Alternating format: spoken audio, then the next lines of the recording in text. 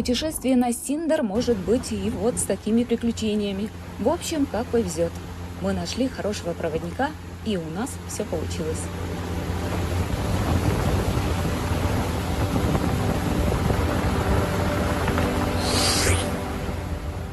Итак, мы отправляемся на озеро Синдер. Выехав из столицы Коми, города Сыктывкар, едем по трассе в сторону Ухты, Княжпогосский район.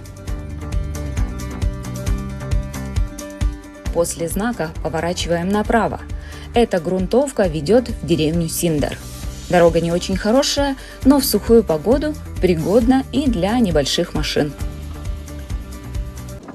Совсем узко стало.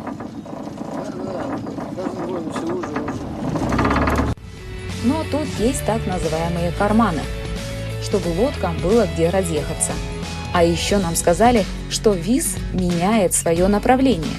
Весной она течет в сторону озера и наполняет ее водой, а летом наоборот.